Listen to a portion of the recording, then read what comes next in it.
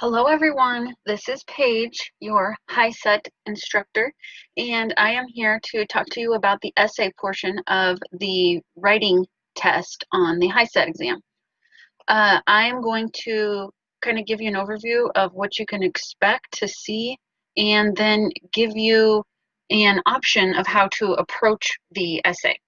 So I want to start out by saying that the way that I'm going to show you how to write the essay today is not intended to be the only way. So the beauty of all writing is that the responses are just as unique as the authors. So I don't want you to think that this is the only way that you have to do it. You can write an essay in 5 paragraphs, you can write it in 4 paragraphs, you can write it in 3 paragraphs.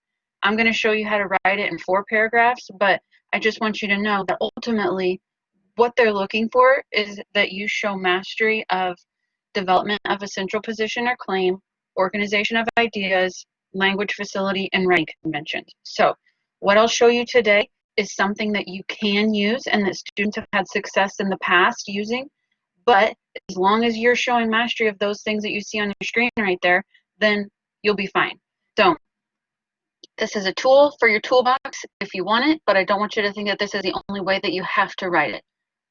All right, that said, forget everything that you've ever heard or saw or thought about writing an essay. So there are essays, and then there is the HiSET essay, and it's very specific and unique to the HiSET test. So you're really, think of this as coming from a blank slate. So forget everything that you've ever heard about writing essays before and use this as your guideline.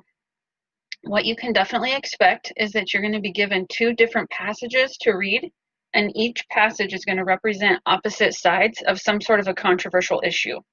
So what you'll have to do is read both of the passages and then choose which side you want to advocate for.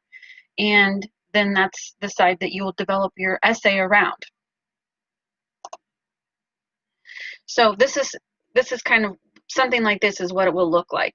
So you will have the little setup at the top that tells you a little bit about each of the essay, about each of the passages, and then you'll have your call to action. So let's look a little bit closer at those. So I can't tell you what the subject matter is going to be that is on the official test. However, I can tell you that there are some basic formatting issues that seem to be the same no matter what. So this is one of them. You're always going to be given some brief little passage at the very top to set up the 2 passages, which kind of give you an idea of where they're coming from. So kind of sets the stage for what you're about to read.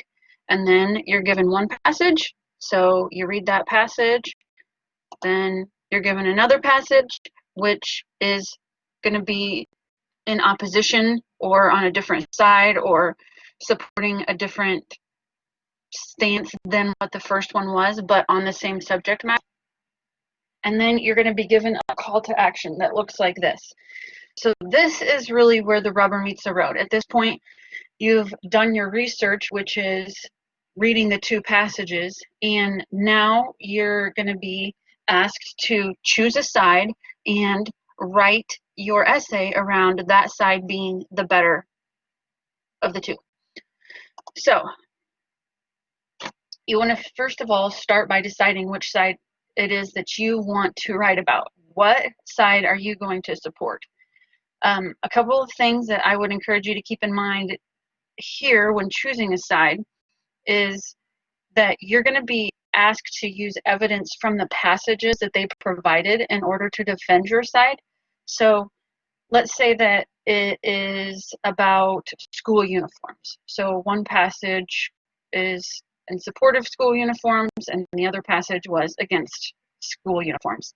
Well, let's say that like in your heart of hearts, you really don't think that school uniforms are a great idea, but because of the passages that you drew, you can see yourself being able to write a better essay in support of school uniforms. Well, I would encourage you to do that. Go with whichever side you can use more of the information from the passage on. not necessarily where you're really passionate about.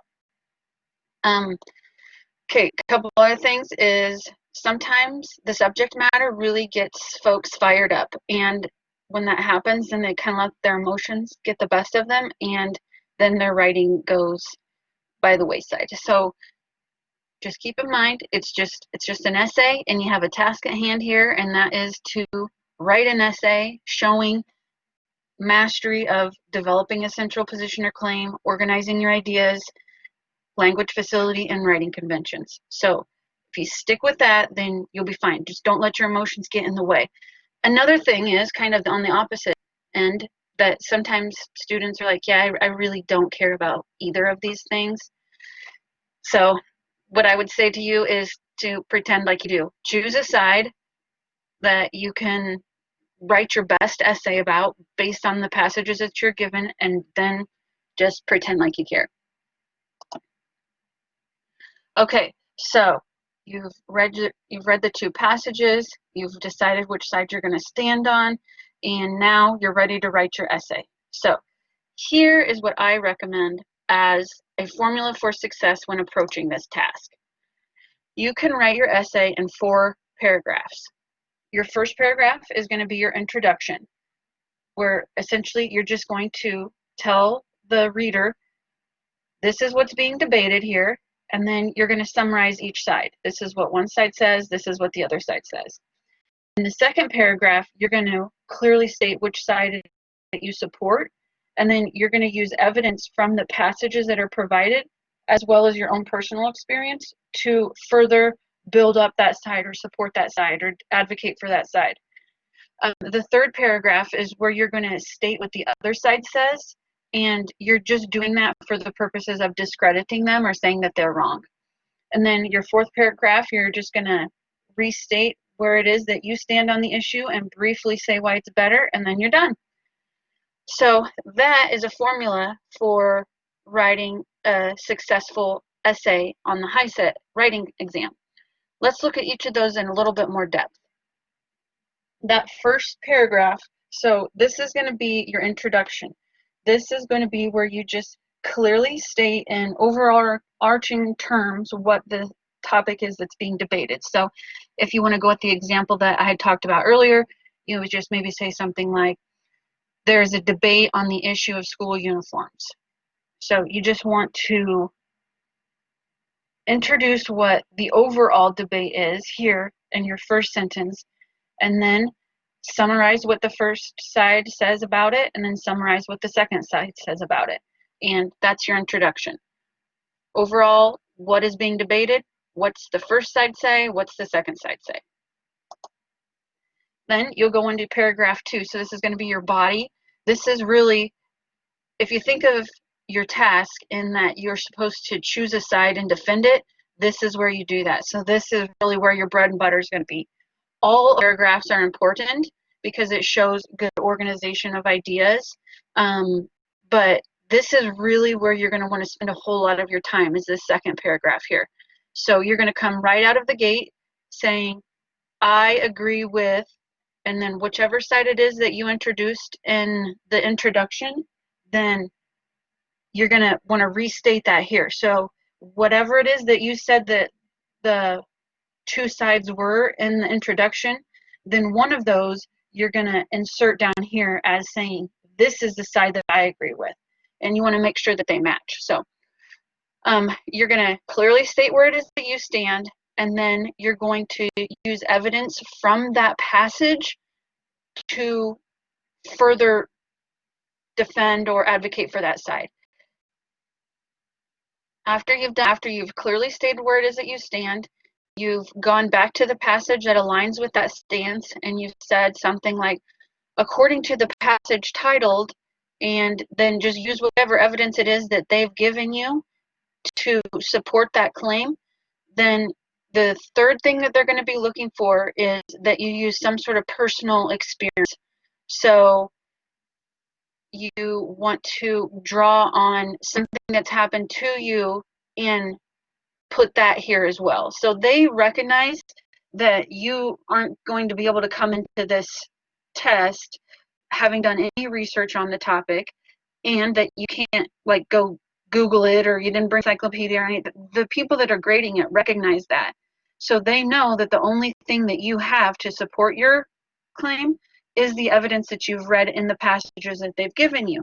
So you want to really utilize that. So after you've stated where it is that you stand, then use the evidence that they gave you in that passage that aligns with your stance to promote that idea. And do not forget that after you've done that, after you have used as much evidence as you can to really, really, really promote your side, then you also want to say something like, and I also know that this is true because I've experienced it in my own personal life. And then insert some sort of story or experience that you've had that relates to this situation and shows that your side is right. So this is called a position paper. So you're wanting to take a position and defend it. So you're always wanting to be drawing back to that. This is the side that's right. These are the reasons why it's right. And you're using your personal experience and evidence from the passage to do just that. Okay, so the prompt that you're given will say, remember that all, something like all arguments exist within a larger context. So you have to at least acknowledge alternate ideas. What we're saying is that they want you to say here, what's the other side say about this? So you've already said where you stand and you've already defended it. Now you're just going to say, not everyone agrees with me on this. Some people believe, and then whatever the other side is that you introduced in your introduction that you didn't bring down to your second paragraph to defend, you're now going to take that idea and bring it down to your third paragraph and discredit it. So that is important to keep in mind here, is that the reason why you're even bringing them up or you're even giving them a voice is simply so that you can discredit them. So sometimes students get they're too nice here. They're like, the other side says this, and I can kind of see where they're coming from.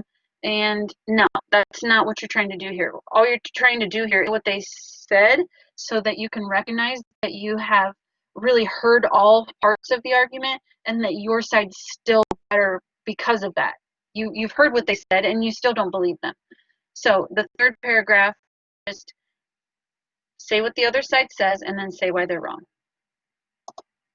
And then you can go on into your conclusion. So I highly recommend in your conclusion that you started out by saying something like in conclusion or to close. Something that is a cue to your reader that you're getting ready to wrap this up. And it also